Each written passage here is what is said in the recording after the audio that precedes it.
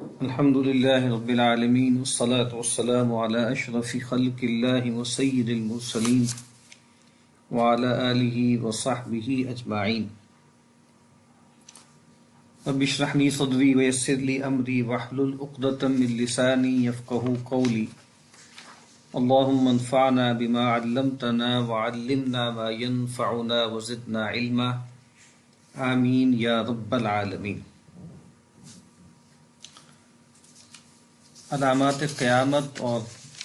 فتن سے متعلق احادیث کے بارے میں ہمارا رویہ کیا ہونا چاہیے، اس کے تفہیم کے اصول کیا ہیں اور اس موضوع کی کیا اہمیت ہے، اس پر ہم ایک سلسلے وار گفتگو کر رہے ہیں۔ کل ہم نے الساعہ کی بابت گفتگو کا آغاز کیا تھا، اور جیسے کہ ہمیں معلوم ہے کہ الساعہ کا ترجمہ قیامت ہم کرتے ہیں، ٹھیک ہے، یہ ایک معروف ہے اور علماء کا بھی عرف ہے، عوام کا بھی ہے، خواص کا بھی ہے۔ لیکن ویسے اگر آپ غور کریں تو اصل میں تو جو نفخہ اولیٰ ہے، جس کو ہم عام طور پہ قیامت سے تعبیر کرتے ہیں، اور وہ جس میں بڑا ٹرموائل ہوگا، ستارے جھڑ جائیں گے، سورج چاند آپس میں جو ہے وہ مدغم ہو جائیں گے، سمندر کھولائے جائیں گے، انسان جو ہے پتنگوں کی طرح اڑتے پھریں گے، تو وہ جو منظر ہے وہ الساعہ کا ہے، دنیا کے خاتمے کا، جو سورہ حج کے شروع میں ہے نا،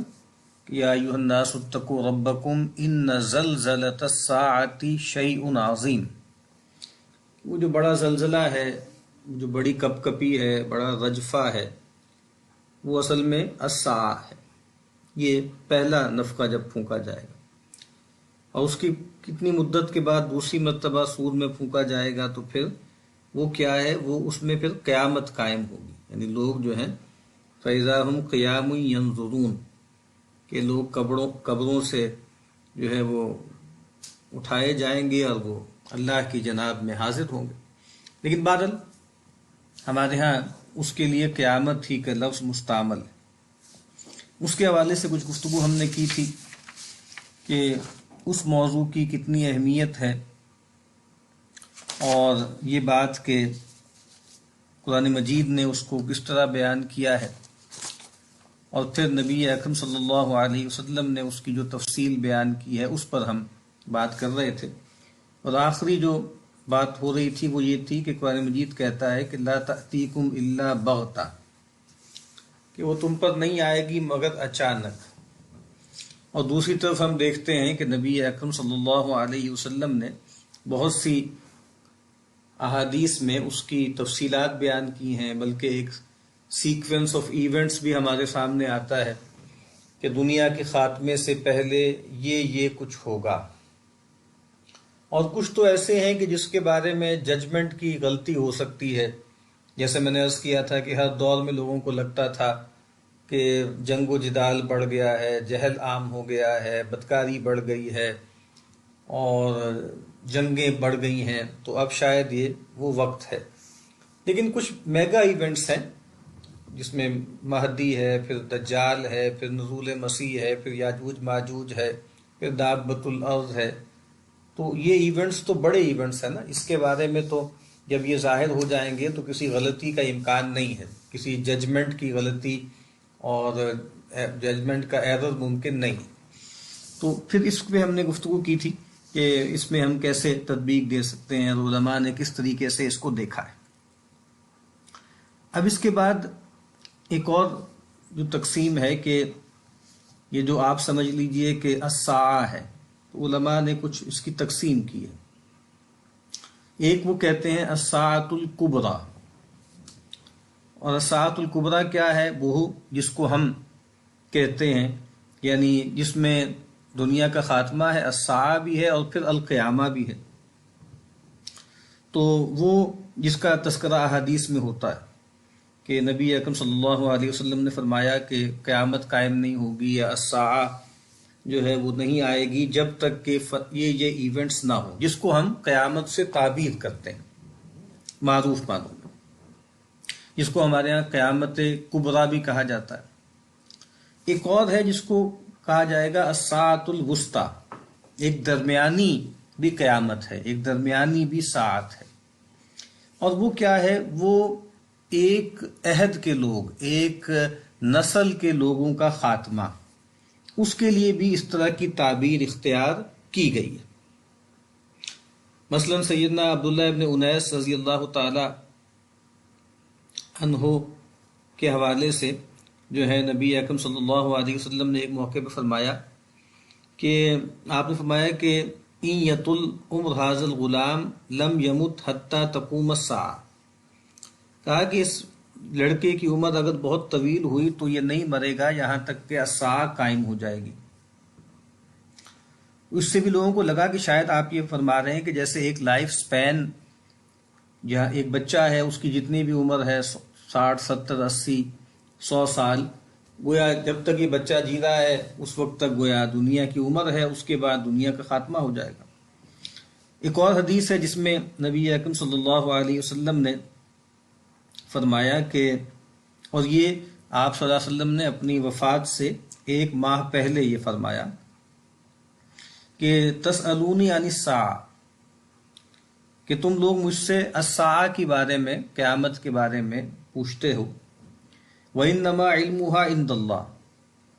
اور اس کا حقیقی علم اللہ ہی کے پاس ہے. متعین طور پر وہ کب آئے گی، کس گھڑی کس ساعت میں یہ حادثہ ہوگا، یہ تو اللہ کے پاس ہے. وَأُقْسِمُ بِاللَّهِ، لیکن ویسے میں اللہ کی قسم کھا کر کہتا ہوں کہ مَا عَلَى الْأَرْضِ مِن نَفْسٍ مَنْفُوسَةٍ تَأْتِي عَلَيْهَا 100 سَنَةٍ. تو کہا کہ میں اللہ کی قسم کھا کر کہتا ہوں کہ جو لوگ بھی زمین میں موجود ہیں، جو بھی جاندار ہیں، جو سانس لینے والے ہیں، ان پر جو ہے وہ 100 برس بھی نہیں گزریں گے. یعنی آپ نے فرمایا، اور ایک اور روایت میں آپ نے فرمایا کہ 1 سال، اس وقت جو دنیا میں جتنے لوگ موجود ہیں، 1 سال بعد ان میں سے کوئی بھی نہیں ہوگا. اچھا، تو اس روایت سے بھی کچھ صحابہ کے اندر یہ خیال پیدا ہوا کہ شاید آپ یہ فرما رہے ہیں کہ آج سے 100 سال کے بعد دنیا کا خاتمہ ہو جائے گا. حالانکہ بات وہی ہے کہ یہاں نبی اکرم صلی اللہ علیہ وسلم یہ بتا رہے تھے کہ یہ ایک پوری پیڑھی یا ایک پوری نسل ختم ہو جائے گی. نبی اکرم صلی اللہ علیہ وسلم کا جو وصال ہے وہ 10 ہجری کا ہے، اور جو آخری صحابی جن کے بارے میں جو بہت جو ہے کھینچ کر بھی بیان کیا جاتا ہے تو 160 یا 109، تو ابو الطفیل عامر رضی اللہ تعالیٰ عنہ، ان کے بارے میں کہا جاتا ہے کہ وہ 160 یا 110 ہجری میں ان کا انتقال ہوا. وہ آپ یہ بتا رہے تھے کہ اس وقت جتنے انسان موجود ہیں زمین پر، 100 سال بعد ان میں سے کوئی بھی نہیں ہوگا. یہ ایسی ہی بات ہے جیسے آپ کہیں لیکچر دینے جائیں اور وہاں آپ کہیں کہ دیکھیں بھائی آج لوگ جہاں جو بیٹھے ہوئے ہیں تو آج سے 90 سال بعد ان میں سے کوئی بھی زندہ نہیں ہوگا. ٹھیک ہے، تو اس کا مطلب یہ نہیں ہے کہ کوئی بھی انسان نہیں زندہ ہوگا، بلکہ یہ کہہ رہے ہیں کہ یہ لوگ جو یہاں بیٹھے ہوئے ہیں وہ نہیں ہوں گے. تو یہاں پر بھی آپ صلی اللہ علیہ وسلم یہ بتا رہے تھے کہ یہ جو نسل ہے ساری کی ساری ختم ہو جائے گی. تو اس کو بھی کچھ علماء نے کہا ہے کہ یہ جیسے الساعۃ الوسطیٰ کیا ہے کہ کسی ایک خاص عہد، ایک خاص قرن کے جو لوگ ہیں جب وہ سب ختم ہو جائیں تو گویا وہ ان کی قیامت آ گئی. اور تیسری وہ ہے جس کو الساعۃ الصغریٰ کہتے ہیں، جس کو ہمارے ہاں قیامت صغریٰ کہتے ہیں. اصل میں ہمارے ہاں تو قیامت صغریٰ اردو میں ایک اور محاورہ ہے نا، کیونکہ قیامت جیسے میں نے عرض کیا وہ جو زلزلۃ الساعہ ہے کہ بڑا ٹرموائل، بڑا انتشار، انفجار، ٹھیک ہے، اذا السماء انشقت اور اذا الشمس کورت. تو جب ہمارے ہاں کوئی بڑا حادثہ ہوتا ہے، کوئی بڑا بم دھماکہ ہوتا ہے، کوئی زلزلہ آتا ہے، کوئی سونامی آتا ہے، تو اس موقع پر ہم یہ ایکسپریشن بولتے ہیں کہ جناب یہ تو قیامت صغریٰ کا منظر تھا. لیکن یہاں جو ہم ایک علمی طور پر بیان کر رہے ہیں الساعۃ الصغریٰ، یا جس کو ہم قیامت صغریٰ کہتے ہیں، وہ کیا ہے؟ وہ انسان کی موت ہے. تو کہا کہ ہر انسان کی ساعت گویا اس کی موت ہے. تو قرآن مجید میں سورہ انعام میں فرمایا نا کہ قد خسر الذین کذبوا بلقاء اللہ، تحقیق خسارے میں رہے وہ لوگ جنہوں نے اللہ سے ملاقات کو جھٹلایا. حتیٰ اذا جاءتهم الساعة بغتة، یہاں تک کہ جب ان پر الساعہ یعنی وہ گھڑی آ گئی اچانک. اب یہاں پر پھر آگے وہ جو ہے حسرت کا اظہار کریں گے. تو یہاں پر جو ہے وہ الساعہ کا تذکرہ ہے وہ گویا موت ہے انسان کی، ٹھیک ہے. اور یہ جو حسرت ہوگی وہاں پر، اور وہ یہ کہیں گے کہ بھئی یہ حسرت موت کے وقت ہوگی. یا ایک اور جگہ جو سورہ منافقین میں فرمایا نا کہ وَأَنفِقُوا مِمَّا رَزَقْنَاكُم مِّن قَبْلِ أَن يَأْتِيَ أَحَدَكُمُ الْمَوْتُ فَيَقُولَ رَبِّ لَوْلَا أَخَّرْتَنِي إِلَىٰ أَجَلٍ قَرِيبٍ فَأَصَّدَّقَ وَأَكُن مِّنَ الصَّالِحِينَ. تو یہاں پر بھی کیا مراد ہے؟ یہ ساعت صغریٰ ہے، گویا ہر انسان کی موت. امام قرطبی علیہ رحمہ فرماتے ہیں قال علماؤنا، ہمارے علماء کہتے ہیں وَعْلَمْ أَنَّ كُلَّ مَيِّتٍ مات فقد قامت قیامتہ، کہا کہ جان لو کہ ہر مرنے والا، ہر شخص جب مر جاتا ہے تو گویا اس کی قیامت تو قائم ہو جاتی ہے. یہ ایک جملہ بھی ہمارے یہاں حدیث کے طور پہ بھی معروف ہے، اگرچہ وہ کوئی مرفوع حدیث ثابت نہیں ہے کہ من مات فقط قامت قیامتہ، کہ جو آدمی مر گیا گویا اس کی قیامت تو قائم ہو گئی نا. تو ایک لحاظ سے جو آپ کی مہلت عمر ہے، قیامت کس چیز کا نام ہے کہ لوگوں کو جی اٹھایا جائے گا اور پھر حساب کتاب ہوگا، تو ایک خاص معنوں میں آپ کی مہلت عمر یعنی مہلت عمل ختم ہو گئی. ہاں وہ ایک پہلو ہے صدقہ جاریہ کا، وہ تو خیر جاری رہتا ہے، لیکن بڑا جو معاملہ ہے وہ تو ختم ہو جاتا ہے نا. تو گویا اس کی قیامت تو قائم ہو گئی. تو یہاں پر گویا جو قیامت صغریٰ ہے وہ گویا ہر انسان کے ساتھ خاص ہے کہ جب اس کی جسم سے اس کی روح نکل جاتی ہے، وہ اپنے گھر والوں کو چھوڑ دیتا ہے، اس کی تمام سعی و جہد جو ہے وہ منقطع ہو جاتی ہے. تو یہ وہ چیز ہے. تو یہ کیا ہے؟ یہ انڈیویجول ہے، یہ قیامت صغریٰ یہ انفرادی ہے، اور وہ جو قیامت کبریٰ ہے وہ اجتماعی ہے اور وہ سب کے اوپر جو ہے وہ آتی. پھر آپ دیکھیے قرآن مجید میں جیسے بہت سی مقامات ایسے ہیں جہاں پہ یہ دونوں طرح کی قیامتیں ان کا تذکرہ ہے. سورہ واقعہ میں یہ بہت جلی ہے. تو سورہ واقعہ کے آغاز میں وہ جو الساعۃ الکبریٰ ہے، جو بڑی قیامت ہے، اس کا تذکرہ ہے، اور اس صورت کے اختتام پر جو ہے الساعۃ الصغریٰ یا جو ہے وہ چھوٹی قیامت جو ہر شخص کی موت ہے اس کا تذکرہ ہے. آغاز ہوتا ہے نا کہ اذا وقعت الواقعہ لیس لوقعتها کاذبہ خافضۃ رافعہ اذا رجت الارض رجا وبست الجبال بسا فکانت ہباء منبثا وکنتم ازواجا ثلاثا. اچھا، اس میں بھی آپ دیکھ رہے ہیں کہ یہاں پر جو الواقعہ ہے نا، یہ جیسے یہ ایک بڑا ایپیسوڈ ہے اور اس میں دونوں نفخے گویا کور ہو گئے. نفخہ اولا اس کا منظر کیا ہے کہ اذا رجت الارض رجا وبست الجبال بسا فکانت ہباء منبثا،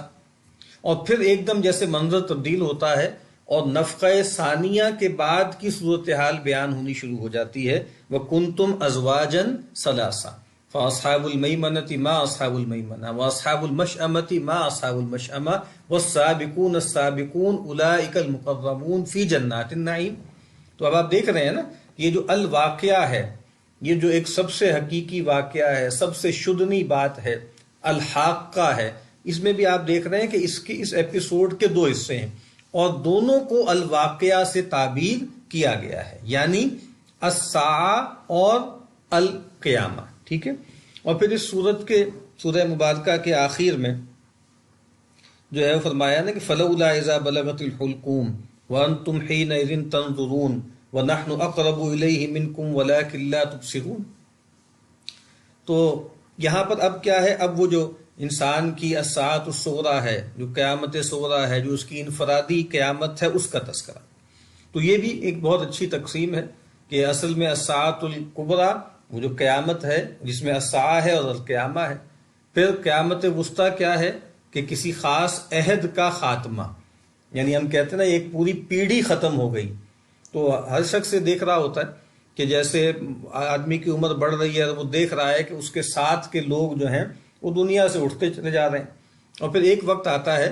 کہ وہ پوری نسل جو ہے وہ ختم ہو جاتی ہے. اس کے بعد جو ہے وہ نبی اکرم صلی اللہ علیہ وسلم نے جو قیامت کی پیش گوئیاں فرمائی ہیں اور قیامت کے بارے میں خبر دی ہے، جس کو ہم اشراط الساعہ کہتے ہیں، اب تھوڑا اس کے حوالے سے کچھ بنیادی باتیں ہم کر لیتے ہیں۔ جیسے میں نے عرض کیا ہے کہ حدیث کے لٹریچر میں جو بہت سی بنیادی اور آپ کہہ لیجئے اہم حدیث ہے، جس کو جو ام السنہ بھی کہا جاتا ہے، جس کو حدیث جبریل بھی کہا جاتا ہے، اس میں جب نبی اکرم صلی اللہ علیہ وسلم سے پوچھا کہ فاخبرنی عن الساعہ، تو آپ نے فرمایا کہ مل مسئول عنہا بعلم من السائل، اور دوسری روایت میں ہے کہ متی تقوم الساعہ، تو آپ نے کہا مل مسئول عنہا بعلم من السائل، کہ اگر آپ پوچھ رہے ہیں کہ تعین کے ساتھ کہ دنیا کا خاتمہ کب ہوگا، تو کہا کہ پھر اس میں جو جس سے سوال کیا جا رہا ہے، یعنی مسئول، وہ سائل سے یعنی سوال کرنے والے سے زیادہ نہیں جانتا۔ تو پھر جو مشہور ورژن ہے زیادہ سیدنا عمر جس کے راوی ہیں، اس میں تو الفاظ ہیں کہ فاخبرنی عن اماراتها، یعنی سوال کیا ہے اور رسول اللہ صلی اللہ علیہ وسلم نے اس کی کچھ نشانیاں ارشاد فرمائی۔ اور یہ جو مسلم ہی کی روایت ہے جس میں سیدنا ابو ہریرہ رضی اللہ تعالی عنہ اس کے راوی ہیں، تو وہاں کیا ہے کہ آپ نے فرمایا کہ مل مسئول عنہا بعلم من السائل وسأحدثک عن اشراطها، اور بس میں تمہیں آپ کو بیان کرتا ہوں اس کی کچھ اشراط، اس کی کچھ علامات، ٹھیک ہے۔ تو یہ اس کا مطلب یہ ہے کہ نبی اکرم صلی اللہ علیہ وسلم نے یہ تو آپ نے فرمایا کہ بھئی اس کا تعین نہیں ہے، اللہ ہی کے علم میں ہے، یہ جو ہیں وہ مفاتیح الغیب میں سے ہیں، اور یہ ان چیزوں میں سے ہیں جن پر اللہ تعالیٰ نے کسی کو بھی مطلع نہیں فرمایا۔ لیکن پھر آپ نے کچھ علامتیں بتائیں۔ اسی طریقے سے یہاں اشراط کا جو لفظ آیا ہے، اور جو ایک دوسری روایت ہے اس میں امارات کا لفظ بھی اللہ کے نبی صلی اللہ علیہ وسلم نے جو ہے ارشاد فرمایا۔ ایک روایت ہے اس میں آپ نے فرمایا نا کہ انہا امارات من امارات بین یدی الساعہ، اور کہا کہ یہ جو چیز ہے، یہ آپ نے فرمایا کہ قیامت سے پہلے کی جو علامتیں ہیں، نشانیاں ہیں، ان میں سے ان نشانیوں میں سے یہ نشانیاں ہیں۔ اور وہ روایت کیا ہے کہ آپ نے فرمایا کہ وقد اوشک الرجل ان یخرج فلا یرجع حتی تحدثه نعلاه وصوته ما احدث اهله بعده، کہ قریب ہے کہ آدمی جب اپنے گھر سے نکلے گا تو وہ واپس نہیں لوٹے گا یہاں تک کہ اس کی جو جوتی ہے، اس کا جو کوڑا ہے، وہ یہ اس کو بتا نہ دے کہ اس کے پیچھے اس کے گھر والوں کے ساتھ کیا گزری ہے، انہوں نے کیا کیا۔ یا ایک روایت میں آپ نے فرمایا کہ من امارات الساعہ ان تتخذ المساجد طرقا، کہ یہ امارات ساعت میں سے ہے، یہ علامات قیامت میں سے ہے کہ مسجدوں کو لوگ رستہ بنا لیں گے، یعنی رستہ بنا لیں گے اور اس کو جو ہے گزرگاہ بنا لیں گے اپنی۔ اور فرمایا کہ وہیں یظہر الموت الفجاء، اور یہ ہے کہ یہ بھی قیامت کی نشانیوں میں سے ہے کہ جو اچانک موت ہے، ایکسیڈنٹل موت ہے، اور وہ گویا بہت زیادہ بڑھ جائے گی۔ ایکسیڈنٹ کے ذریعے جس طرح ہم دیکھتے ہیں آج کل کے زمانے میں بھی بم دھماکوں میں لوگ چلے جاتے ہیں، ایکسیڈنٹس میں لوگ چلے جاتے ہیں، اور اسی طریقے سے ایک دم بیٹھے بیٹھے کارڈیک اریسٹ ہو جاتا ہے، دل بند ہو جاتا ہے، تو یہ موت الفجعہ ہے، یہ اچانک آنے والی موت ہے۔ تو بہرحال یہاں پہ توجہ دلانے والی بات کیا ہے کہ ان روایتوں میں اشراط کا لفظ آیا ہے اور یہاں امارات کا لفظ آیا ہے۔ اب یہ جو اشراط الساعہ ہیں یا علامات الساعہ ہیں تو یا امارات الساعہ ہیں، نبی اکرم صلی اللہ علیہ وسلم نے اس حوالے سے بہت کچھ ارشاد فرمایا ہے۔ اب اس کی بھی ایک تقسیم ہے۔ حافظ ابن حجر علیہ رحمہ جو ہیں وہ فتح الباری میں فرماتے ہیں کہ ایک کچھ جو احادیث جو زیر بحث ہیں وہ اشراط الساعہ کی ہیں، تو فرماتے ہیں کہ وَهَذِهِ الْمَذْكُورَاتُ وَأَمْثَالُهَا مما اخبر صلی اللہ علیہ وسلم بأنه سيقع بعد قبل ان تقوم الساعہ، کہتے ہیں کہ یہ جو مذکور ہے روایتیں اور ان جیسی کہ جو نبی اکرم صلی اللہ علیہ وسلم نے بیان فرمائی ہیں کہ وہ واقع ہو کر رہیں گی قیامت سے پہلے پہلے، تو کہتے ہیں لکنہ علی اقسام، کہتے ہیں لیکن یہ کئی قسموں کی ہیں۔ کون سی ہیں؟ ما وقع علی وفق ما قال، ایک تو وہ ہیں کہ جو نبی اکرم صلی اللہ علیہ وسلم نے فرمایا ہے اور وہ گویا پوری ہو چکی ہیں، یعنی اس کے مطابق جو ہے ان کا ظہور ہو گیا ہے۔ اور دوسرا فرماتے ہیں وَالثَّانِي مَا وَقَعَتْ مَبَادِیهِ وَلَمْ يَسْتَحْكِمْ، تو کہا کہ کچھ ایسی ہیں جن کے مبادیات تو ظاہر ہو گئے ہیں لیکن وہ ابھی تک پوری طرح پختہ نہیں ہوئی، ظاہر نہیں ہوئی، یعنی ابتدا ہو گئی ہے ان کی لیکن وہ ابھی میچور نہیں ہوئی، وہ ابھی پوری طرح ظاہر نہیں ہوئی۔ اور تیسرا فرماتے ہیں مَا لَمْ يَقَعْ مِنْهُ شَيْءٌ وَلَكِنَّهُ سَيَقَعْ، تیسری قسم کی علامتیں وہ ہیں کہ جو ابھی بالکل بھی ظاہر نہیں ہوئی لیکن وہ ظاہر ہوں گی۔ تو پھر سن لیں، حافظ ابن حجر عسقلانی علیہ رحمہ فرماتے ہیں کہ تین طرح کی ہیں۔ ایک تو وہ ہیں کہ جو آپ نے فرمایا ویسے ظاہر ہو گئی، اب ظاہری بات ہے یہ بتا رہے ہیں اپنے ٹائم اینڈ سپیس میں، یعنی 7ویں صدی عیسوی کا حال بتا رہے ہیں، 7ویں صدی ہجری کا حال بتا رہے ہیں کہ بھائی اس میں کچھ تو ہیں جو پوری ہو گئی، میں بھی اس کی مثالیں بھی عرض کرتا ہوں۔ دوسری کے بارے میں وہ فرماتے ہیں کہ جو جن کا وقوع شروع ہو چکا ہے لیکن وہ ابھی تک گویا ان کی تکمیل نہیں ہوئی یا وہ ابھی اپنی انتہا پر نہیں پہنچی، اور تیسری قسم کی ہیں کہ جو ابھی بالکل بھی وقوع پذیر نہیں ہوئی اور ان قریب وقوع پذیر ہوں گی، اور کہہ رہے ہیں کہ وَلَكِنَّهُ سَيَقَعْ، کہ وہ ہو کر رہیں گی۔ یعنی انسان کو کسی بھی چیز میں شبہ ہو سکتا ہے لیکن ایک ایسی خبر جو نبی اکرم صلی اللہ علیہ وسلم نے دی ہے اس پر شبہ نہیں ہو سکتا، یعنی انسان اپنی آنکھوں دیکھی چیز پر جو ہے اس کو سسپیشن ہو سکتی ہے، لیکن جو خبر صادق ہے اس پر شبے کا کوئی امکان نہیں ہے، یعنی اس کو فالسیفائی نہیں کیا جا سکتا۔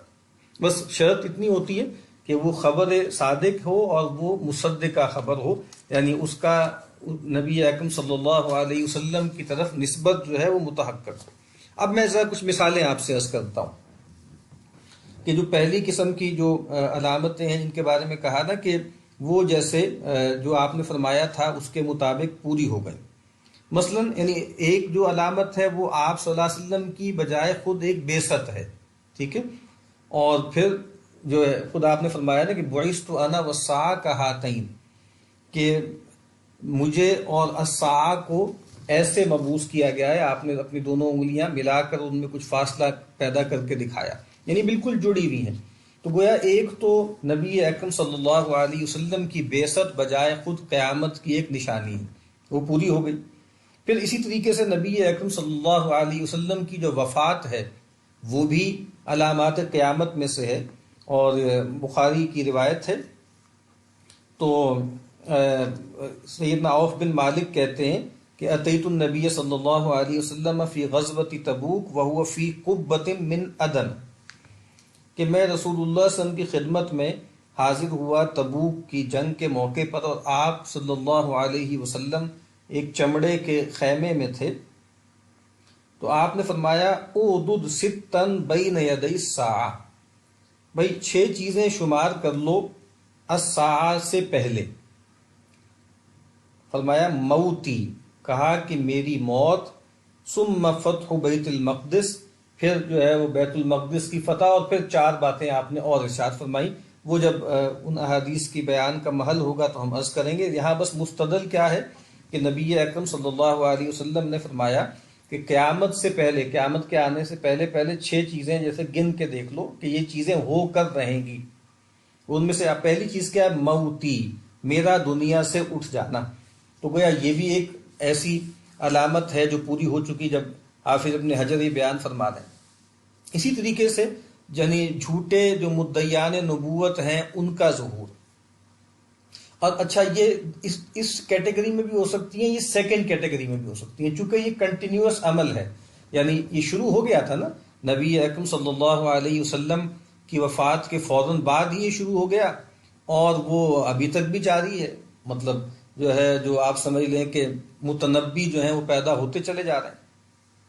تو آپ نے جو فرمایا تھا نا کہ لا تقوم الساعۃ حتی یبعث الدجالون کذابون قریب من 30، کہ قیامت قائم نہیں ہوگی یہاں تک کہ جو ہے وہ 30 جو ہیں وہ یعنی جھوٹے کذاب جو ہے، بہت سے جھوٹے کذاب ان کو مبعوث کیا جائے گا، ان کی اٹھان ہوگی، اور کہا قریب من 30، اور وہ قریب قریب 30 کے ہوں گے. کلہم یزعم انہ رسول اللہ، اور ان میں سے ہر ایک کا یہ زعم ہوگا، گمان ہوگا، اس کو یہ وہم ہوگا کہ وہ اللہ کا رسول ہے.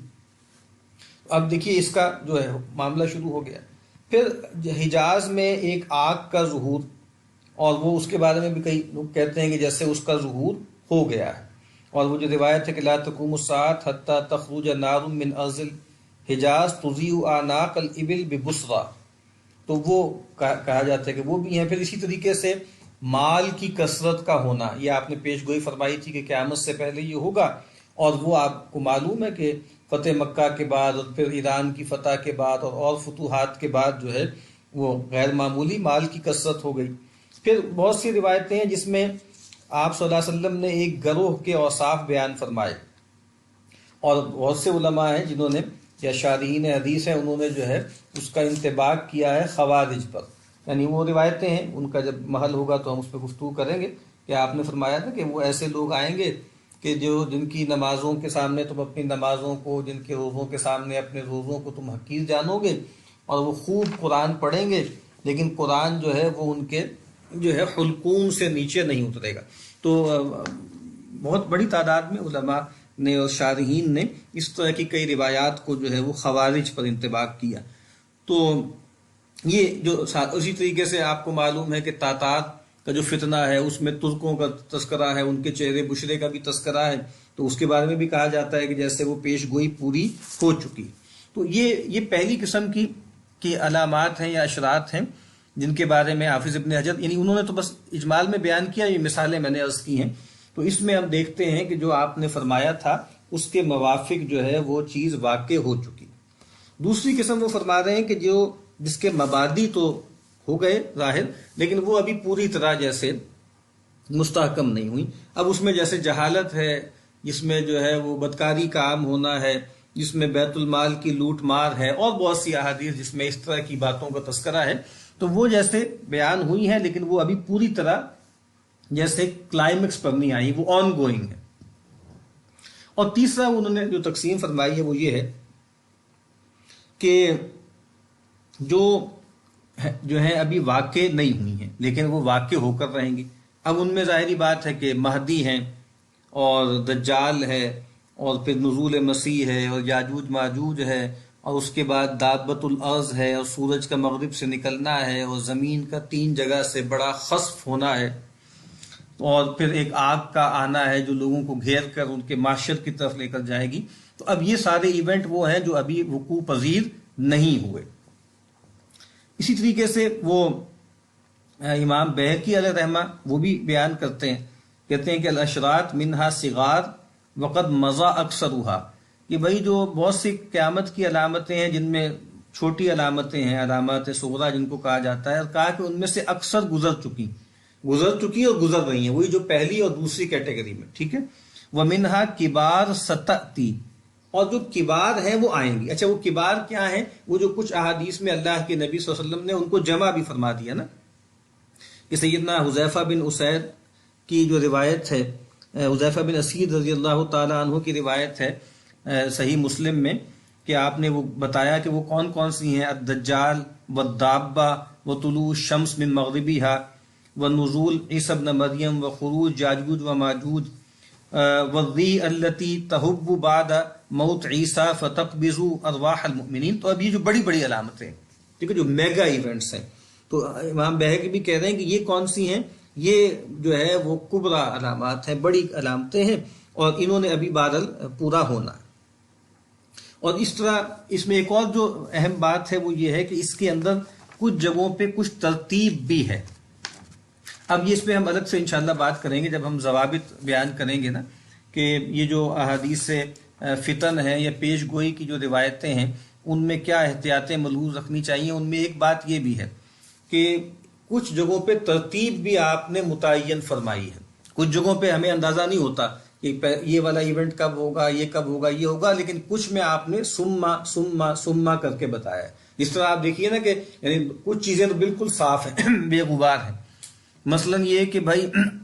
آپ سمجھ لیجئے کہ مہدی اور دجال ایک طرح سے جیسے کنٹمپریری ہیں، ٹھیک ہے، اور پھر دجال کے ساتھ وہ سارا جو ہے مارکا برپا ہے تو اسی دوران نزول مسیح ہے، اور نزول مسیح کے بعد دجال کا بھی خاتمہ ہے، اور ایک طرح سے یہود و نصارہ کے معاملات بھی ریکنسائل ہو جائیں گے۔ اس کے بعد پھر یاجوج ماجوج ہے، اور پھر اس کے بعد آگے دابت الارض ہے، اور پھر ایک تفصیل ہے۔ تو یہ جو ترتیب ہے یہ بھی اہم ہے، اور کچھ احادیث میں وہ ترتیب بھی نبی اکرم صلی اللہ علیہ وسلم نے بیان فرمائی ہے، تو گویا اس کو بھی ڈسٹرب نہیں کرنا چاہیے۔ وہ بھی ایک ضابطہ ہے کہ جو باتیں بالکل متعین ہیں کہ پہلے یہ ہوگا، پھر یہ ہوگا، پھر یہ ہوگا، پھر وہ اس طرح ہوگا، تو اس کو بھی اسی طرح سے ہمیں ماننا ہے، اس ترتیب کو بھی ملحوظ خاطر رکھنا ہے۔ اب ایک اگلا موضوع ہے، اس کو دیکھ لیتے ہیں کہ یہ جو پیش گوئیوں والی احادیث ہیں یا علامات الساعہ کی روایتیں ہیں، تو ان کو جو بیان کیا گیا ہے اور ان کو جو موضوع بنایا ہے، قرآن مجید میں اشارات ہیں، اور نبی اکرم صلی اللہ علیہ وسلم نے اس کی تفصیل فرمائی ہے، اور جو کہ آپ کا منصب تھا کہ وَأَنزَلْنَا إِلَيْكَ الذِّكْرَ لِتُبَيِّنَ لِلنَّاسِ مَا نُزِّلَ إِلَيْهِمْ، تو قرآن مجید میں بہت سی چیزیں اجمال میں ہوتی ہیں، اور نبی اکرم صلی اللہ علیہ وسلم کے ہاں وہ تفصیل پاتی ہیں۔ تو کچھ باتیں ہم پہلے کر چکے ہیں، لیکن اب ذرا گن کے چند باتیں میں عرض کر دیتا ہوں کہ یہ جو پیش گوئیوں والی احادیث ہیں، ان کی کیا کیا حکمتیں ہیں، ہم اپنی محدود عقل کے مطابق کیسے اس کو دیکھ سکتے ہیں کہ اس میں یہ حکمتیں بھی ہو سکتی ہیں۔ تو سب سے بڑی حکمت تو وہی ہے کہ اس دنیا پر جو سب سے بڑا واقعہ ہونے والا ہے وہ کیا ہے؟ وہ اس دنیا کی موت ہے۔ جیسے ہر انسان کی زندگی کا جو سب سے اہم ایونٹ ہے وہ اس کی موت ہے نا، اس کی موت اس کے لیے ایک، جیسے اس کو کہا جاتا ہے نا کہ ایک ٹرمینل ایونٹ ہے، اور ایک ٹرمینل ایونٹ ہے، اور بالکل ایک ایسا ایونٹ ہے کہ جو انسان کی زندگی کے لیے بہت بنیادی ہے۔ تو اسی طریقے سے اس کائنات کے حوالے سے بھی جو ایک بہت بڑا واقعہ ہے، جو حاقہ ہے، جو الواقعہ ہے، اس کی یاد دہانی۔ تو سورہ واقعہ کی شروع کی آیات ہیں، اس میں اس کی طرف اشارہ ہے۔ پھر سورہ فجر میں فرمایا نا کہ یومئذ یتذکر الانسان وانیٰ لہ الذکریٰ، تو یاد دہانی ہوتی رہے نا کہ وہ جو دنیا کے خاتمے کی گھڑی ہے اس کو ہمیشہ سامنے رکھو، اس کو مستحضر رکھو۔ وہی بات اپنے مخلوق ہونے اور اپنے فانی ہونے کا جو آئیڈیا ہے اس کو کبھی نہ بھلانا، اس کائنات کے مخلوق ہونے اور اس کائنات کے فانی ہونے کے آئیڈیا کو بھی ہمیشہ ذہن میں سامنے رکھنا، کبھی نہ بھولنا۔ یعنی ہوتا ہے نا کہ جو آپ کو معلوم ہے کہ جو اہل مغرب ہیں اور جدیدیت کا شکار ہیں، اہل مشرق میں سے بھی، ان کو لگتا ہے ایسا ہے کہ جیسے یہ دنیا ہمیشہ رہے گی، اور وہ جو قرآن مجید میں آیا نا کہ یقولو، وہ جو کہتا ہے نا کہ یحسب ان مالہ اخلدہ، وہ یہ گمان کرتا ہے کہ اس کا مال، دونوں ترجمے کیے گئے ہیں، اس کا مال اس کے ساتھ ہمیشہ رہے گا یا اس کا مال اس کو خلود عطا کر دے گا۔ تو یہ بات کہ نہیں، نہ مجھے ہمیشہ رہنا ہے نہ اس دنیا کو ہمیشہ چلنا ہے، مجھے بھی جانا ہے یہاں سے، اس دنیا کا بھی خاتمہ ہونا۔ تو اسی لیے وہ جو قیام الساعہ ہے اور جو آخرت میں انسان کے سامنے پیشی ہوگی، اس کے لیے استعداد، اس کے لیے تیاری کرنا، تاکہ انسان جو ہے اس کے لیے اہتمام کرے کہ بھئی کسی بھی وقت کی دنیا ختم ہو سکتی ہے، تو مجھے اس کے لیے محنت کرنی ہے، ایفرٹ کرنی ہے۔ نبی اکرم صلی اللہ علیہ وسلم سے ایک موقع پر ایک صاحب نے پوچھا کہ متی الساعہ، کہ اے نبی صلی اللہ علیہ وسلم یہ الساعہ کب ہوگی، دنیا کے خاتمے کی گھڑی کب آئے گی؟ آپ نے فرمایا ما عادت لہا، اور ایک روایت میں ہے ما ذا عادت لہا، کہ الساعہ تو ہو کر رہنی ہے، وہ تو شدنی ہے۔ اصل سوال یہ ہے کہ تم نے اس کے لیے تیاری کیا کی ہے، یہ اہم سوال ہے۔ تو آخرت کی یاد دہانی اور علامات قیامت کا بیان گویا اس لیے بھی ضروری ہے تاکہ انسان اس بڑے واقعے کو یاد رکھے۔ تو حافظ ابن حجر علیہ رحمہ فرماتے ہیں کہ خاص طور پر جو حدیث ابھی میں نے بیان کی تھی نا کہ بعثت انا والساعہ کہاتین، اس کے ذیل میں فرماتے ہیں کہ یہ جو حدیث ہے اس میں، اور وہ جو حدیث جبریل میں الفاظ آتے ہیں مل مسئول عنہا بعالم من السائل، تو کہتے ہیں اس میں کوئی منافات نہیں ہے، اس میں آپس میں کوئی تضاد نہیں ہے۔ یعنی گویا قطعی جو وقت ہے اس کے بارے میں آپ نے فرمایا کہ میں نہیں جانتا، لیکن اس کی کچھ علامتیں ہیں، اس کے کچھ آپ کہہ لیجئے کہ کچھ ایونٹس ہیں جو اس سے پہلے ہوں گے، وہ اللہ کے نبی صلی اللہ علیہ وسلم نے بیان کیے ہیں۔ اور وہ کہتے ہیں کہ اس سے یعنی یہ لازم نہیں آتا آپ کا یہ بتانے سے کہ میں اور قیامت جو ہے اس طرح مبعوث ہوئے ہیں کہ آپ جو ہیں وہ قیامت کے وقت کا تعین فرما رہے ہیں. لیکن آپ کہتے ہیں کہ بھئی اس کا فائدہ کیا ہے؟ کہتے ہیں اس کا فائدہ یہ ہے، آگے وہ بیان کرتے ہیں کہ والحکمت فی تقدم الاشراط، یہ جو پہلے سے جو ہے بتا دینا کہ بھئی قیامت سے پہلے یہ ایونٹس ہوں گے، یہ کیا ہے؟ ایقاظ الغافلین، یا پھر ابن حجر فرما رہے ہیں کہ یہ غافلوں کو بیدار کرنے کے لیے ہے. وحثهم علی التوبۃ والاستعداد، اور ان کو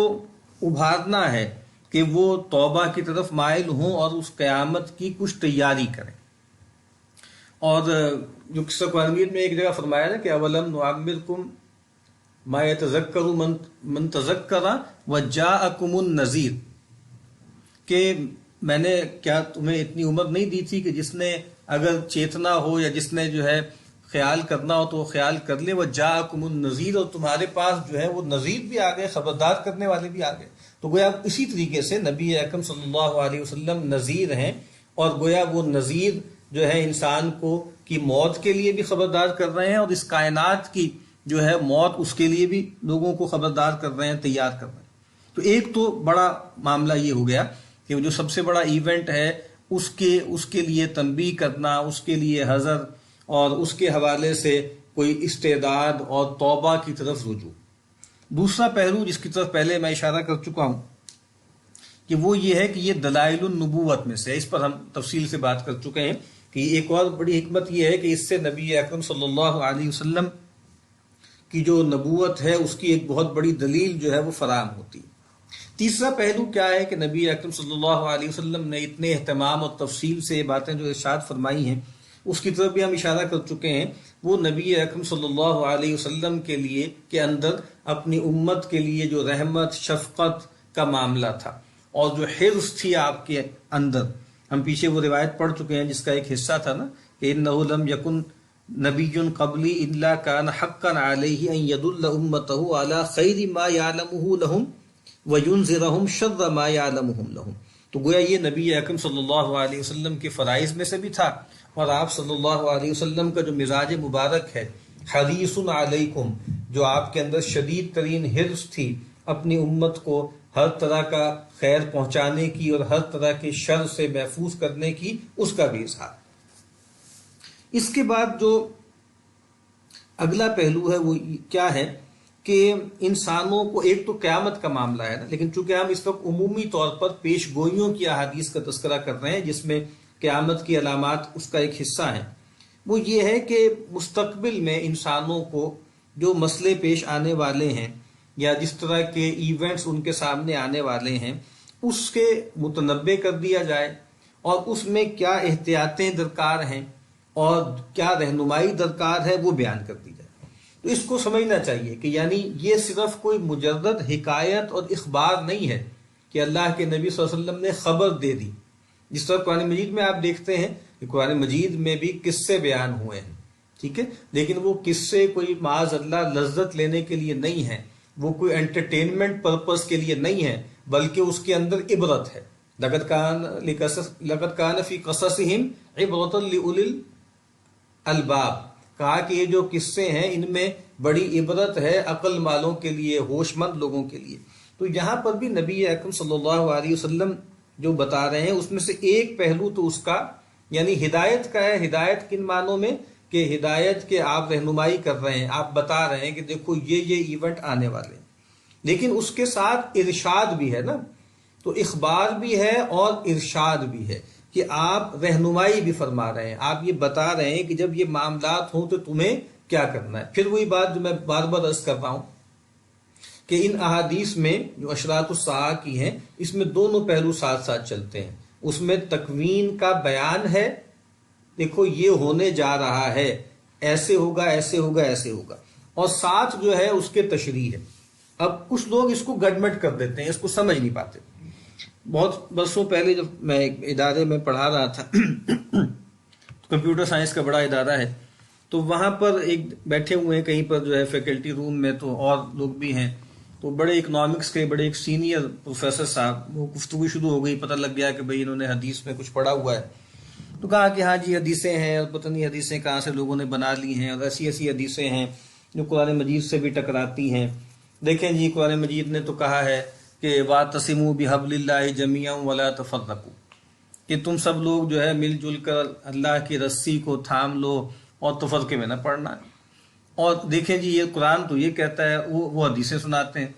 کہ جی امت جو ہے وہ 72 فرقوں میں تقسیم ہو جائے گی۔ یہ کیسے ہو سکتا ہے کہ اللہ کے نبی صلی اللہ علیہ وسلم جو ہے فرقہ واریت کی دعوت دے رہے ہوں؟ تو اب یہ آپ ان کی عقل پر آپ ماتم کریں کہ وہ صاحب ہیں، ان کی سمجھ کیا ہے؟ وہ سمجھ ان کی یہ ہے کہ گویا اللہ کے نبی صلی اللہ علیہ وسلم ایک خبر دے رہے ہیں نا، وہ تکوین بتا رہے ہیں کہ ایسا ہوگا۔ کیا آپ یہ کہہ رہے ہیں کہ تمہیں ایسا کرنا ہے؟ یہ جو لوگ گٹمٹ کرتے ہیں نا، یہ عجیب سی ایک صورتحال ہے۔ یعنی یہ وہی ہے کہ ایک ہوتا ہے از اور ایک ہوتا ہے ought۔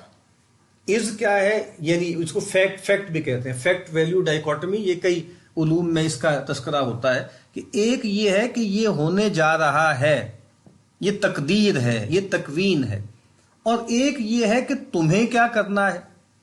ٹھیک ہے، تو اس کو ذرا الگ الگ سمجھنا چاہیے۔ تو نبی اکرم صلی اللہ علیہ وسلم معاذ اللہ یہ تھوڑی کہہ رہے ہیں، اور اس حدیث کو پڑھنے کا مطلب یہ ہے کہ اچھا بھئی اللہ کے نبی نے ایک بات فرمائی ہے نا، تو اب پھر اس کا مطلب ہے کہ ہمیں نئے نئے فرقے وجود میں لانے چاہیے تاکہ جلدی جلدی جو ہے 72 کا جو ہے وہ عدد پورا ہو، چونکہ اللہ کے نبی صلی اللہ علیہ وسلم نے یہ ایک پیش گوئی فرمائی ہے۔ تو یہ تو مطلب نہیں ہے نا اس کا۔ تو ایک ہے کہ یہ ایسا ہونے جا رہا ہے، اور پھر آپ دیکھیں اسی حدیث ہی میں آپ دیکھیں کہ یہ تکوین اور تقدیر کا بیان ہے، اور ساتھ ہی پھر جب پوچھا گیا، اور اس حدیث کی کئی ورژن ہیں، اس میں ایک یہ ہے کہ بھئی اس میں سے جو ہے پھر وہ نجات کون پائے گا، تو اس کے بھی کئی جوابات ہیں۔ جو سب سے معروف جواب ہے وہ یہ آپ نے فرمایا کہ بھئی اس میں جو ایک فرقہ ہے جو نجات پائے گا تو اس کا وصف کیا ہے، تو آپ نے کہا ما انا علیہ و اصحابی۔ تو گویا اب آپ نے بتا بھی دیا نا، علامت بھی بتا دی، اور اس میں گویا آپ نے یہ بتا بھی دیا کہ کوئی آدمی اگر یہ چاہتا ہے کہ وہ جو طائفہ منصورہ ہے اور وہ جو نجات یافتہ گروہ میں شامل ہو، تو اس کی علامت کیا ہے کہ ما انا علیہ و اصحابی۔ اور اس پر ایک لمبی تفصیل ہے کہ یہیں سے گویا اہل السنہ والجماعہ کا تصور بھی نکلتا ہے۔ تو ما انا علیہ، اس سے گویا اہل السنہ ہو گئے وہ، اور وہ اصحابی سے وہ اہل الجماعہ ہو گئے، لیکن بہرحال یہ ایک الگ بحث ہے۔ تو میں یہ عرض کر رہا تھا کہ یہ جو سمجھ کا فقدان ہے، اور کوئی آدمی کہے کہ دیکھیں جی بہت بدکاری پھیل گئی ہے، قتل بہت عام ہو گیا ہے، اس کو روکنا چاہیے، اس کو ٹھیک کرنا چاہیے، اصلاح کرنی چاہیے، لیکن لوگ کہیں نہیں جی نہیں، یہ تو ہونا ہی تھا، جی قیامت سے پہلے ایسے ہونا ہی تھا، اب اس کو کوئی روک نہیں سکتا۔ نہیں، کوئی روک سکتا ہے، نہیں روک سکتا، یہ ہمارا ایشو نہیں ہے، یہ ہماری ڈومین نہیں ہے۔ ہمیں تو کہا گیا ہے کہ تمہیں یہ کام نہیں کرنا، اور اس طرح کا فساد برپا ہو تو تمہیں اصلاح کا کام کرنا۔ اچھا میں ایک اور مثال اس کی دیتا ہوں، یہ ہماری تاریخ سے ایک مثال ہے۔ آپ کو معلوم ہے بر صغیر کی جب تقسیم ہونے جا رہی تھی تو جو ہے بر صغیر کے مسلمان 2 حصوں میں تقسیم ہو گئے تھے، ٹھیک ہے، اور اسی طریقے سے آپ کو معلوم ہے کہ جو علماء کا طبقہ ہے ان میں بھی تقسیم ہو گئی تھی۔ تو ایک بڑا طبقہ تھا وہ جو متحدہ جو ہے وہ ہندوستان کی بات کر رہا تھا، اور وہ یہ کہہ رہا تھا کہ انگریز کو یہاں سے نکال کر اور پھر اپنے معاملات ہم آپس میں سیٹل کریں گے۔ اور حضرت مدنی کا ایک فارمولہ بھی تھا کہ بھئی وہ خاص طرح کی کنفیڈریشن ہو جائے، جہاں مسلمانوں کی اکثریت ہے وہاں ان کو جو ہے وہ حکومت دے دی جائے، جہاں ہندوؤں کی ہے وہاں ان کو دی جائے، وغیرہ وغیرہ۔ تو اور پھر ایک دوسرا گروہ تھا جن کا یہ خیال تھا کہ نہیں، ہمیں ایک آزاد مسلمانوں کی الگ ریاست کے لیے ایفرٹ کرنی ہے، اور یہ معاملات چل رہے ہیں۔ اب یہ علماء تھے، یہ اہل اللہ بھی تھے، اور اللہ تعالیٰ اپنے بندوں کو بہت سی چیزیں سجھا بھی دیتے ہیں۔ تو وہ لوگ کہ جو آپ سمجھ لیجئے متحدہ جو ہے وہ ہندوستان کے قائل تھے اور کانگریس کے ساتھ تھے سیاسی طور پر، تو ان میں سے کچھ لوگوں سے کہا گیا کہ بھئی یہ اب تو لگ رہا ہے کہ لیگ جو ہے اس میں اس کی مقبولیت بڑھ رہی ہے، اور جناب وہ اور معاملات آگے چل رہے ہیں، اور لگتا یہ ہے کہ آپ لوگ ایک ہاری ہوئی جنگ جو ہے وہ لڑ رہے ہیں، اور مطلب یہ ہونے والا ہے۔ انہوں نے کہا کہ ہاں جی ہمیں بھی مطلب اللہ تعالیٰ نے دکھا دیا ہے کشف کے ذریعے، ہم پر بھی جیسے منکشف ہو گئی یہ بات کہ یہ اب تقدیر ہے، یعنی اب یہ ہونے جا رہا ہے کہ یہ پاکستان گویا بننے جا رہا ہے۔ اب پھر سوال یہ اٹھا کہ بھئی جب آپ کو لگتا ہے خارج کے حالات میں بھی جب ایسا ہے، انگریز بھی یہ چاہتا ہے کہ پاکستان بنے، اور یہ جو ہے وہ غیر جو ہے منقسم ہندوستان کو وہ چھوڑ کے نہیں جانا چاہتا، اور آپ کہہ رہے ہیں کہ بھئی آپ کو گویا وہ جو دوسرے معاملات ہیں تکوینی، اس میں بھی اللہ تعالیٰ سجھا دیتے ہیں کچھ نہ کچھ پہلو، تو پھر آپ کیوں کہہ رہے ہیں؟ تو انہوں نے اس کا جواب یہی بنتا ہے نا کہ بھئی ہم تو اس وہی کرنے کے مکلف ہیں جو قرآن و حدیث اور جو خارج کے وقائع اور احداث ہیں اس کے حوالے سے ہمارا اجتہاد ہے، تو ہم اس کے مکلف ہیں۔ اب چاہے ہمیں پتہ لگ رہا ہو کہ بھئی یہ جو ہے وہ بات نہیں چلنے والی، لیکن اس کے باوجود بھی ہم مکلف ہیں اس کے، ہم اخلاقی اور تشریعی جو معاملات ہیں اس کے مکلف ہیں، جو تکوینی معاملات ہیں وہ اللہ کے طرف ہیں۔ تو اس سے بھی آپ کو بات سمجھ آنی چاہیے کہ یہ جو میں فرق بار بار عرض کر رہا ہوں کہ تکوین اور تشریع میں یہ پہلو۔ اب اس میں آپ دیکھیے نا کہ جیسے مطلب دجال ہی کا معاملہ ہے، آپ دجال کی احادیث کا آپ مطالعہ کریں تو نبی صلی اللہ علیہ وسلم نے بہت تفصیل سے اس کی وضاحت فرمائی۔ آپ نے فرمایا کہ بھئی آدم کی تخلیق سے لے کے دنیا کے خاتمے تک کوئی فتنہ جو ہے وہ دجال کے فتنے سے بڑا نہیں ہے۔ فرمایا کہ ہر نبی نے اپنی امت کو جو ہے مسیح الدجال کے فتنے سے جو ہے باخبر کیا ہے، اور فرمایا کہ میں تمہیں کچھ ایسی باتیں بتاتا ہوں دجال کے بارے میں کہ جو کسی نبی نے اپنی امتیوں کو نہیں بتائی، اور پھر آپ نے تفصیل بیان کی۔ ایک تو آپ بتا رہے ہیں نا کہ یہ ایسے ہوگا، ایسے ہوگا، ایسے ہوگا، ایسے ہوگا، یعنی ایک واقعہ ہے، اور علامتیں بتا رہے ہیں، یعنی وہی تکوین اور تقدیر کا بیان کر رہے ہیں، لیکن اسی میں ساتھ ساتھ جو ہے وہ جو آپ سمجھ لیجئے کہ تشریح بھی ہے، ارشاد بھی ہے، کہ آپ نے جو ہے کہا کہ بھئی اس سے استعاذہ کرو، تعوذ کرو، پھر آپ نے فرمایا کہ بھئی اس سے دور رہنا، پھر آپ نے فرمایا کہ بھئی سورہ کہف کی ابتدائی یا ایک روایت کے مطابق اختتامی آیات پڑھو، اس فتنے سے بچ جاؤ گے۔ پھر آپ نے فرمایا کہ بھئی جو اس کی آگ ہوگی اور ایک اس کا باغ ہوگا یا نہر ہوگی، تو اصل میں اس کا جو باغ ہے وہ جہنم ہے، اور اس کی نہر اور باغ جو ہے وہ حقیقت میں جہنم ہے، اور وہ جو جہنم پورٹرے کر رہا ہے وہ اصل میں جو ہے وہ جنت ہے۔ تو جب تم میں سے کوئی شخص اس کا دور پائے تو اس کے جہنم کو آپٹ کر لینا کہ وہ اصل میں حقیقتاً یا انجام کار کے طور پہ، معال کے طور پر وہ جنت ہے۔ اب یہ آپ ہدایات دے رہے ہیں نا۔ اسی طریقے سے نبی اکرم صلی اللہ علیہ وسلم سے جب آپ نے بتایا کہ بھائی وہ اتنی مدت تک رہے گا، تو پھر سوال کیا گیا آپ سے کہ بھائی ہم جو ہیں پھر اگر ایسے حالات ہیں، ایک دن اس طرح کا ہوگا، ایک دن اس طرح کا ہوگا، تو ہم نماز کیسے ادا کریں گے؟ تو آپ نے رہنمائی بھی فرمائی۔ تو میں یہ مثال آپ کو دے کر یہ بتا رہا ہوں کہ رسول اللہ صلی اللہ علیہ وسلم نے صرف یہ نہیں بتایا کہ بھائی یہ ہونے جا رہا ہے، آپ نے یہ بھی بتایا ہے کہ تمہیں کیا کرنا ہے، ٹھیک ہے؟ کچھ اور بھی مثالیں سیمپل کے طور پہ میں عرض کرتا ہوں۔ سیدنا ابو بکرہ رضی اللہ تعالی عنہ کی روایت ہے، وہ فرماتے ہیں کہ اللہ کے نبی صلی اللہ علیہ وسلم نے فرمایا انہا ستکون فتن، تو آپ نے کہا کہ آگاہ ہو جاؤ کہ ان قریب جو ہے وہ فتنے ہوں گے، الا ثم تکون فتنتن، اور فتنے برپا ہوں گے۔ تو یہ تو آپ نے بتا دیا کہ جی فتنے برپا ہوں گے۔ پھر آپ نے فرمایا القائد فیہا خیر من الماشی فیہا والماشی فیہا خیر من السعی الیہا۔ تو آپ بتا رہے ہیں نا کہ پھر تمہیں کیا کرنا ہے، یعنی تمہیں ان ایکٹیو ہونا ہے، ٹھیک ہے؟ اور پھر فرمایا کہ فَإِذَا نَزَلَتْ أَوْ وَقَعَتْ فَمَنْ كَانَ لَهُ إِبِلٌ فَلْيَلْحَقْ بِإِبِلِهِ۔ تو کہا کہ اگر جب اس طرح کا فتنہ ہو جائے تو جس کے پاس کوئی اونٹ ہے تو اپنے اونٹوں میں لگ جائے، وَمَنْ كَانَتْ لَهُ غَنَمْ فَلْيَلْحَقْ بِغَنَمِهِ، اور جس کی کوئی جو ہے بھیڑ بکریاں ہوں تو ان کو لے کے الگ ہو جائے، وَمَنْ كَانَتْ لَهُ أَرْضٌ فَلْيَلْحَقْ بِأَرْضِهِ، اور اگر کوئی اس کی زمین ہے تو بس اپنی زمین سے چمٹ جائے، اس سے متعلق ہو جائے۔ تو اب آپ ایک پیش گوئی بھی فرما رہے ہیں اور آپ جو ہیں وہ ہدایت بھی دے رہے ہیں، ٹھیک ہے؟ تو یہ چند مثالیں ہیں کہ جس طرح ایک اور معروف روایت ہے وہ پڑھ لیتے ہیں۔ سیدنا عبداللہ بن عمرو بن العاص رضی اللہ تعالی عنہما فرماتے ہیں کہ رسول اللہ صلی اللہ علیہ وسلم نے فرمایا کیف بکم وبزمان او یوشک ان یاتی زمان، کیا ہوگا تمہارے ساتھ جب وہ وقت آئے گا، یا آپ نے فرمایا قریب ہے کہ تم پر وہ وقت آ جائے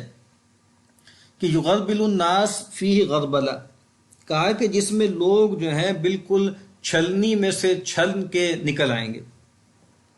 اور کہا کہ طبقہ حسالۃ من الناس، اور کہا کہ بالکل جو بھوسی ہوتی ہے لوگوں کی وہ رہ جائے گی، جیسے غربال کسے کہتے ہیں؟ بڑی چھاننی، تو چھاننی لگے گی اس میں سے جو ہے وہ چھن کے لوگ نکلیں گے۔ اور ایک اور روایت میں آپ نے فرمایا کہ یذهب الصالحون الاول فالاول، نیکوکار جاتے جائیں گے،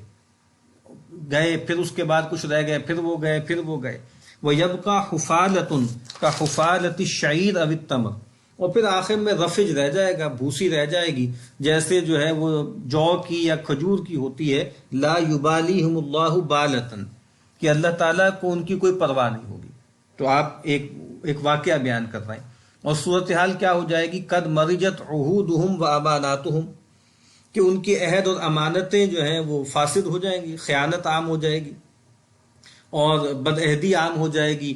اور اس کے بعد جو ہے ایک اور روایت میں آپ نے فرمایا ہے نا کہ بھائی بہترین زمانہ میرا ہے، اس کے بعد پھر یہ، اس کے بعد پھر کہا، اس کے بعد پھر برے حالات آ جائیں گے، اور اس کے بعد کیا ہوگا؟ ان جو ہے وہ بعدکم قوما یخونون ولا یؤتمنون، کہ تمہارے بعد ایسے لوگ آئیں گے جو خیانت کریں گے اور امانت داری کا معاملہ نہیں کریں گے، ویشهدون ولا یستشهدون، اور وہ گواہی دینے کے لیے تیار ہوں گے جبکہ ان سے گواہی طلب بھی نہیں کی جا رہی ہوگی، وَيَنذِرُونَ وَلَا يَفُونَ، اور وہ منتیں مانیں گے اللہ کے لیے، بڑی بڑی کمٹمنٹس کریں گے، بڑے بڑے دعوے کریں گے کہ ہم یہ کریں گے وہ کریں گے، لیکن وفا نہیں کریں گے۔ قرآن مجید میں اہل ایمان کے بارے میں کہا نا کہ یوفون بالنذر، کہ وہ اپنی منتوں کو، اپنی نذور کو پورا کرنے والے ہیں، تو یہ ہوگا۔ تو آپ نے کہا کہ ان کے عہد اور ان کی امانتیں بالکل فاسد ہو جائیں گے، اور فرمایا کہ وَاخْتَلَفُوا فَكَانُوا هَكَذَا، اور کہا کہ ان میں آپس میں اختلاف ہو جائے گا اور وہ ایسے ہو جائیں گے۔ اور نبی اکرم صلی اللہ علیہ وسلم نے وَشَبَّكَ بَيْنَ أَصَابِعِهِ، اپنی جو انگلیاں ہیں ان کو آپس میں دھسا دیا، یعنی انگلیاں ایک دوسرے میں گھسا کر آپ نے کہا کہ اس طرح معاملہ مشتبہ ہو جائے گا یا گڈمڈ ہو جائے گا، یا لوگ ایک دوسرے سے اس طریقے سے بھڑ جائیں گے، اس کی طرف آپ نے اشارہ کیا۔ پھر آپ نے فرمایا کہ وَكَيْفَ بِنَا یا رسول اللہ، کہ اللہ کے رسول صلی اللہ علیہ وسلم پھر ہمیں کیا کرنا ہوگا؟ دیکھیے پھر وہی بات، میں توجہ کیا دلا رہا ہوں کہ آپ صلی اللہ علیہ وسلم بتا رہے ہیں کہ دیکھو یہ ہونے جا رہا ہے، ایسے حالات پیدا ہو جائیں گے، اور انسانوں کا اصل جوہر جو ہے وہ اصل جو آپ سمجھ لیجئے کہ اصل جو مکھن نکال لیا جائے گا اور پیچھے پہ چھاج رہ جائے گی، جھاگ رہ جائے گی۔ تو کہا کہ ایسے اگر لوگ ہوں اور ہم ایسے وقت ہمیں مل جائے تو پھر ہمیں کیا کرنا چاہیے؟ تو اب وہ جو ہے وہ تشریح ہے، اب آپ ہدایت فرما رہے ہیں۔ فرمایا تأخذون ما تعرفون وتذرون ما تنکرون، کہا کہ جو تمہاری جان پہچان کی چیزیں ہیں نا، معروف متعین چیزیں ہیں، ان کو لے لینا، وتذرون ما تنکرون، اور جو چیزیں تمہارے اندر نکارت پیدا کر رہی ہیں، اجنبیت پیدا کر رہی ہیں، ان کو چھوڑ دینا۔ وہی بات، معروفات کو اختیار کرنا، منکرات کو چھوڑنا۔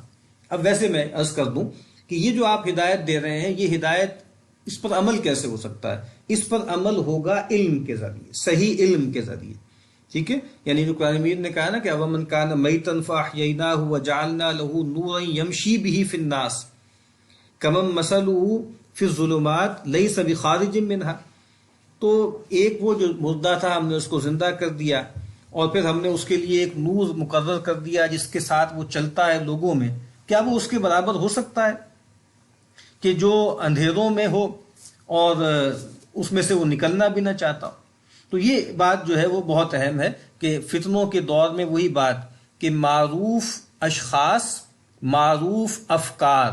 معروف اعمال، معروف احوال، ان کو اختیار کریں۔ یہ جو لوگوں کو شوق ہوتا ہے ندرت پیدا کرنے کا، نئی نئی تھیریز بیان کرنے کا، نئے نئے نسخے بیان کرنے کا، اس سے بچیں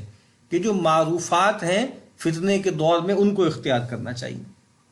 اور پھر آپ نے فرمایا کہ وَتَقْبَلُونَ عَلَىٰ أَمْرِ خَاصَّتِكُمْ وَتَذَرُونَ أَمْرِ عَامَّتِكُمْ، تو آپ نے کہا امر عامتکم، کہا کہ تمہیں چاہیے کہ جو خواص کے معاملات ہیں ان کی طرف متوجہ ہو اور عوام کے معاملات کو چھوڑ دو۔ یعنی اس میں بھی وہی بات ہے کہ جو خواص ہے، اور خواص ظاہری بات ہے کہ یعنی ایک مطلب تو اس کا ہے کہ جو خواص کے معاملات ہیں ان کی طرف دیکھو اور عوام کے معاملات کو چھوڑ دو، اور دوسرا اس کا ترجمہ جو کیا گیا ہے وہ یہ ہے کہ خاص اپنے معاملے کی طرف متوجہ ہو اور جو عوام ہے ان کے معاملے کو چھوڑ دو۔ لوگوں کے ساتھ یہ ہو گیا، لوگوں کے ساتھ وہ ہو گیا، ٹھیک ہے ہو گیا، اور لوگوں کی فکر بھی ہمیں کرنی چاہیے۔ اور وہ جو ایک شعر ہے نا کہ خنجر چلے کسی پہ تڑپتے ہیں ہم امیر، سارے جہاں کا درد ہمارے جگر میں ہے، تو آج کل ہمارے یہاں بعض اوقات یہ ہوتا ہے کہ بڑے بڑے انالیسز ہوتے ہیں، امت کے ساتھ یہ ہو رہا ہے اور اصل میں یہ سازش ہے اور یہ ہے اور وہ ہے،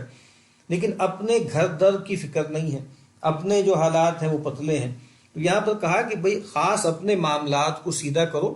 اور لوگ کیا کر رہے ہیں، لوگ کدھر جا رہے ہیں، ٹھیک ہے، خاص مدت تک آدمی جو ہے وہ دوسروں کے بارے میں بھی کنسرن رہتا ہے، ان کے لیے اہتمام بھی کرتا ہے، لیکن بنیادی بات وہی ہے کہ قو انفسکم واہلیکم نارا، کہ بچاؤ اپنے آپ کو اور اپنے گھر والوں کو جہنم کی آگ سے۔ لیکن یہ میں نے مثال دی ہے حدیث کی اس حوالے سے کہ نبی اکرم صلی اللہ علیہ وسلم جو ہیں وہ نہ صرف یہ کہ بتا رہے ہیں کہ یہ اس طرح کے حالات آئیں گے، لیکن ساتھ آپ یہ بھی بتا رہے ہیں کہ اس میں تمہیں کرنا کیا ہے، ٹھیک ہے۔ پھر ایک اور بس روایت جو میں نے پہلے بھی اشارہ کیا تھا کہ جو دجال کے حوالے سے مشہور روایت ہے نا، نواس ابن سمعان رضی اللہ تعالیٰ عنہ کی طویل روایت ہے بہت، کہ جب دجال کا آپ نے تذکرہ فرمایا تو صحابہ کہتے ہیں قلنا یا رسول اللہ وما لبسہ فی الارض، کیا فرمایا، عرض کی کہ اللہ کے نبی یہ فرمائیے کہ زمین میں کتنا اس کا قیام ہوگا؟ تو فرمایا 40 یومن، کہا 40 دن، یومن کا سنتن، جن میں سے ایک دن جو ہے وہ ایک سال کے مانند ہوگا، وہ یومن کا شہرن، اور ایک دن جو ہے وہ ایک مہینے کے برابر ہوگا یا اس کے مانند ہوگا، وہ یومن کا جمعاتن، اور ایک دن گویا ایک ہفتے کے برابر ہوگا، وسائر ایامہ کا ایامکم، اور یعنی 1 2 3 اور اس کے بعد باقی جو دن ہیں وہ تمہارے عام دنوں کی طرح کے ہوں گے۔ اب یہ ایک آپ نے صورتحال بتائی، اب اس میں ایک ایسی چیز کا آپ تذکرہ فرما رہے ہیں کہ جو ظاہری بات ہے کہ وہ اس کو کنسیو پوری طرح صحابہ نہیں کر سکتے، اور ابھی ہم دیکھیں گے آگے جا کر کہ اس طرح کی احادیث کی تعویل کرنے میں کیا کیا دقتیں سامنے آتی ہیں۔ لیکن فوری طور پہ آپ دیکھیے نا کہ اس سے ایک اور بات بھی پتہ لگتی ہے کہ صحابہ کرام کی زندگی میں جو سب سے بنیادی چیز تھی، اور گویا وہ جو ان کی زندگی کا مقصد تھا اور جو ان کی زندگی کا محور تھا، وہ اللہ کی بندگی ہے نا، جس کے لیے انسانوں کو خلق کیا گیا ہے، اور اللہ کی بندگی کا جو سب سے بڑا مظہر ہے وہ نماز ہے۔ آج بھی آپ دیکھ رہے ہیں نا کہ جو ساری ڈیبیٹ چل رہی ہے کورونا کے ہنگام میں، وہ یہی ہے کہ مسجد اور نماز، مسجد اور نماز، اور اس میں لوگ 2 حصوں میں بٹ گئے ہیں اور دونوں طرف سے گفتگویں ہو رہی ہیں، اور ایک بڑی تعداد ہمارے ہاں ایسے لوگوں کی ہے کہ جن کو کوئی چونکہ تعلق ہی نہیں تھا اس سب سے، اور انہوں نے کبھی نماز نہ پہلے پڑھی ہے، کبھی جمعہ بھی نہیں پڑھا، کبھی باجماعت نماز کا معاملہ بھی نہیں ہوا، وہ بہت بڑھ کے کہ بھئی ہاں جو ہے احتیاط کرنی چاہیے اور یہ کرنا چاہیے اور وہ کرنا چاہیے۔ تو ان سے تو پوچھنا چاہیے نا کہ آپ کو تو حضرت کتنے سال ہو گئے کہ آپ کسی مسجد میں کبھی تشریف لے گئے ہوں؟ تو ان کا تو مسئلہ ہی نہیں، وہ تو دین سے غافل ہیں اور وہ کھیل تماشا کر رہے ہیں، اور اس طرح کے ہر موقع کو جو ہے اہل مذہب اور اہل دین کا مذاق اڑانے اور ان کو معاذ اللہ اپنے تئیں ذلیل کرنے کی پروجیکٹ پر وہ ہوتے ہیں۔ لیکن بہرحال جو اہل ایمان ہیں، جو مومنین ہیں، ان کے نزدیک نماز کا مسئلہ جزوی مسئلہ نہیں ہے، چھوٹا مسئلہ نہیں ہے۔ تو اب یہ میں کہاں سے میں بات عرض کر رہا ہوں کہ دجال ہے، اس کا فتنہ اتنا بڑا ہے اور اس کے دنوں کی کیفیت کچھ اس طرح کی ہے۔ تو آپ دیکھیے سوال کیا کر رہے ہیں، یا رسول اللہ فذالک الیوم الذی کسنۃ، تو اے اللہ کے رسول، وہ جو آپ نے فرمایا ہے نا کہ ایک سال گویا ایک دن ایک سال کی مانند ہوگا، اتکفینا فی صلاۃ یوم، کیا ہمارے لیے پھر ایک دن کی نماز کافی ہو جائے گی؟ اب سوال سب سے پہلے نماز کا، تو فرمایا کہ لا اقدروا لہ قدرہ، آپ نے کہا کہ نہیں، بلکہ اس کا ایک اندازہ قائم کرو۔ اب اس روایت کا کیا مفہوم ہے وہ ہمارا اس وقت موضوع نہیں ہے، لیکن میں بس یہ عرض کرنا چاہ رہا تھا کہ جب آپ ہدایت دے رہے ہیں تو خود سے بھی بعض اوقات